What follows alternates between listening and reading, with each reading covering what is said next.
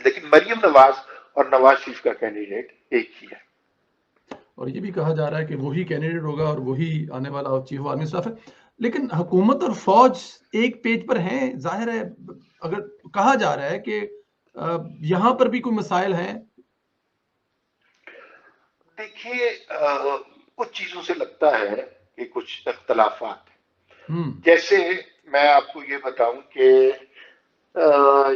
یہ جو میڈیا ہے اس کا کنٹرول کس کے پاس ہے اس وقت؟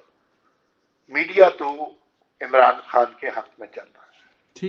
یہ لانگ مارچ کی اصل صورتحال نہیں دکھا رہے. دکھائے نا لانگ مارچ کی اصل صورتحال، لوگوں کو پتا چل جائے یہ کیسا لانگ مارچ ہے. دوسری بات یہ ہے کہ جلدی الیکشن والا حکومت پہ پریشر ڈالنا، تو میں نے کچھ لوگوں کو کہتے سنا ہے کہ شہباز شریف صاحب کہتے ہیں کہ مجھے بے شک جان سے گزرنا پڑ جائے، الیکشن تو جلدی نہیں ہوں گے، الیکشن جلدی نہیں کروائیں گے. اس لیے کہ انہوں نے بہت بڑی قربانی کی ہے، وہ اپنی قربانی سے مکر نہیں سکتے.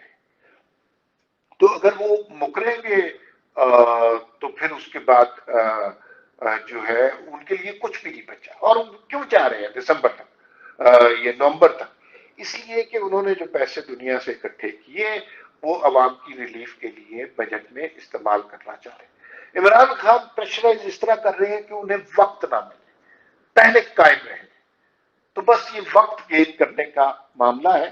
لیکن ابھی تک کوئی ویزیبل معاملات نہیں آئے حکومت اور اسٹیبلشمنٹ میں اختلافات کے.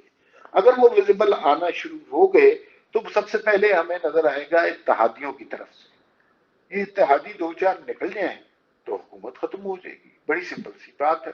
تو ابھی تک تو مجھے ایسے کوئی شواہد نظر نہیں آئے. لیکن ایک چیز سے جس سے خدشہ ہوتا ہے وہ جناب بنیادی طور پر میڈیا ہینڈلنگ سے ہوتا ہے.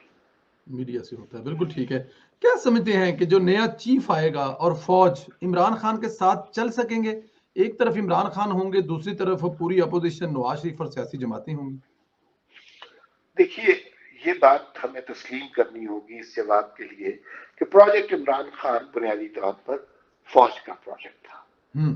ٹھیک ہے، اس سے ہم انکار نہیں کر سکتے.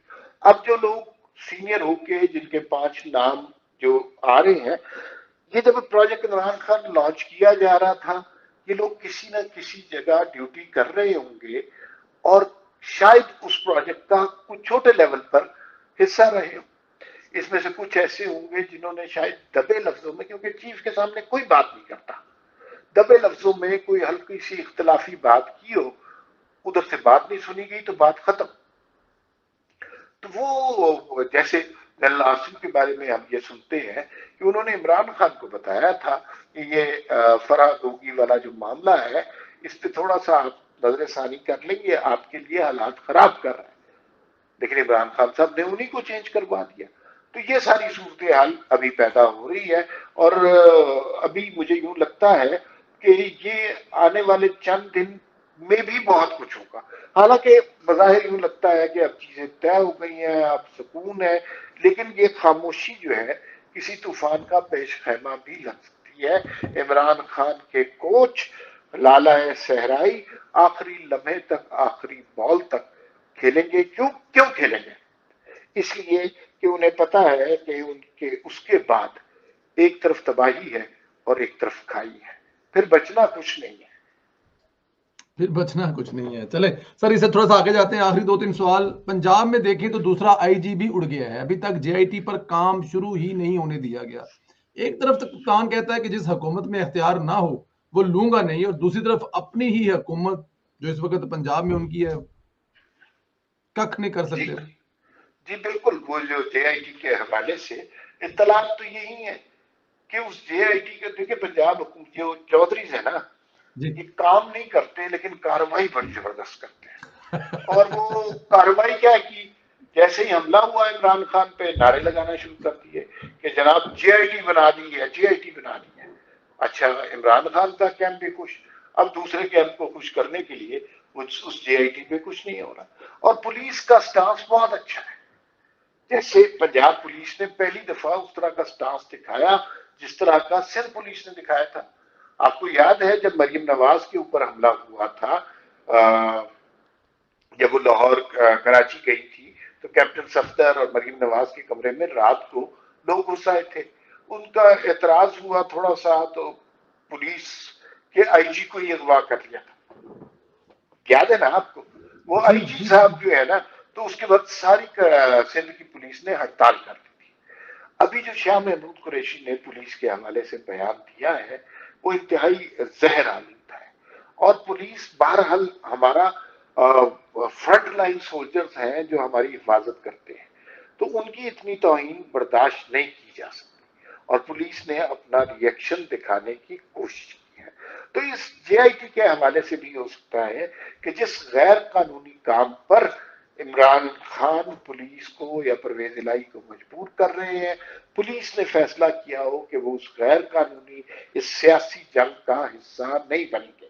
اس سے یہ مراد لی جا سکتی ہے کہ عمران خان ساری عمر کہتے رہے کہ پولیس کو سیاست سے پاک ہونا چاہیے، اور اب جب وہ پولیس کو خود سیاست میں آلودہ کرنا چاہ رہے ہیں تو پولیس نے یہ فیصلہ کیا ہے کہ وہ اپنی وردی کو اوپر سیاسی کھیل کے داغ نہیں لگنے دیں گے۔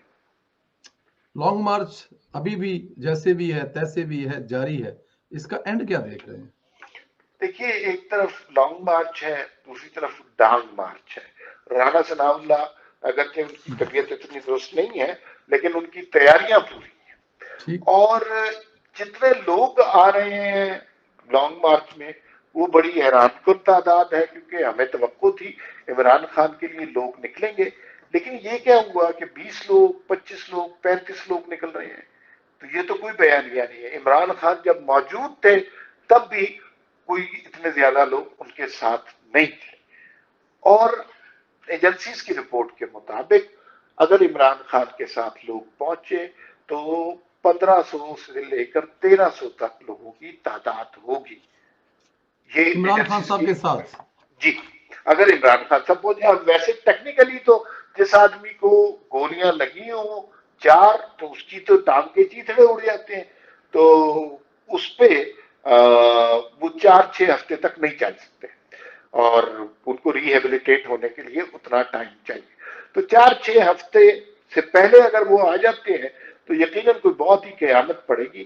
اور اگر وہ ان دنوں میں آئے جو میں نے آپ کو بتایا 24-25 سے لے کر 29 تک، تو ان دنوں میں یہ قیامت زیادہ ڈالنے کی کوشش کی جائے گی، اور مسئلہ آخری لمحے تک وہی رہے گا کہ اپنی مرضی کا آرمی چیف انہیں چاہیے، وہ نہیں بنے گا تو پھر اب ان کی ریکوائرمنٹ ہے کہ یہ شخص نہ بنے، باقی سارے بن جائیں، باقیوں میں سے چلے کوئی بنا نہیں، یہ نہ بنے۔